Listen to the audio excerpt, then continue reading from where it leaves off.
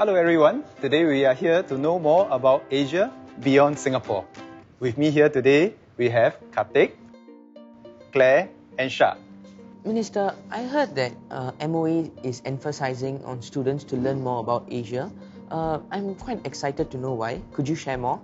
Well, when you all grow up, chances are that you'll be working not just in Singapore, but also beyond Singapore. You will come across people from different backgrounds, different cultures. And that's why we hope that during your school years, you also have the chance to get to know your future counterparts even before you graduate from school.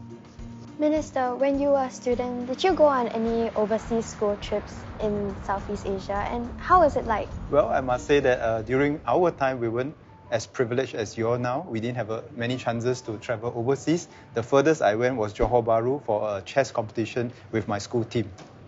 Have you worked in ASEAN before? Yes, I've worked in ASEAN before. I've spent 2 years in Jakarta as the Army Attaché from 2001 to 2003. And during my military career, I also had a chance to train with our ASEAN counterparts regularly. Minister, if we haven't gone on a trip before, is there anything we can do to gain more exposure about ASEAN and while we are still in Singapore? Well, I must say that the most important thing is still a face-to-face contact and get to know people in person.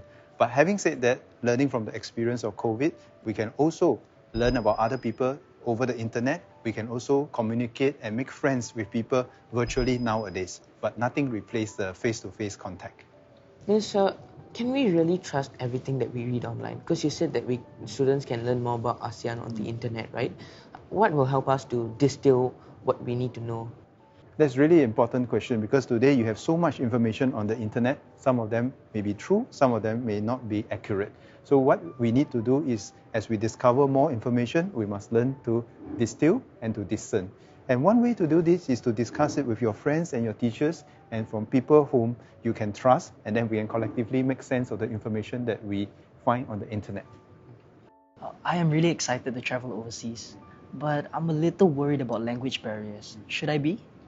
Well, I think that when you travel overseas and when you interact with your counterparts and people of your age, you will find that you have more things in common than differences. So the language barrier can be overcome by learning simple phrases, and then many of them will also be able to speak some English, and through that interaction, both of you will get to know each other better, not just culturally, but also linguistically.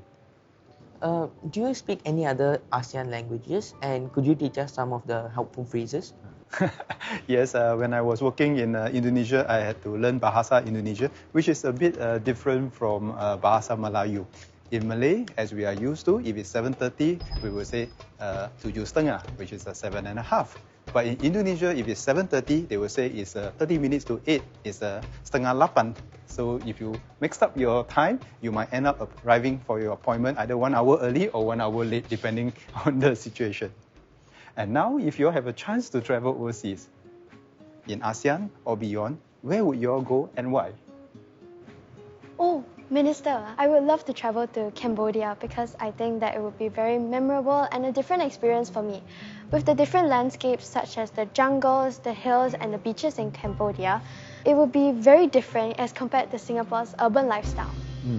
What about you, Karthik? I would love to travel to Timor-Leste because I'm very interested to learn more about the culture and their way of life. For that, I would love to visit a traditional Timorese tree house, which is actually a massive house balancing on top of 4 pillars. And it's very interesting. I get to learn more about their heritage and I can share it with my friends and family. And I'm amazed by the architects in Timor-Leste. What about you, Syah? As a fan of music myself, I would love to visit Thailand. There's a lot of music festivals going around with a lot of musicians from all over the world. I would love to attend one day. Well, that's great to hear all your ideas of where you want to travel to. I hope that you'll participate in your school overseas program. You will keep traveling and keep learning. Have fun!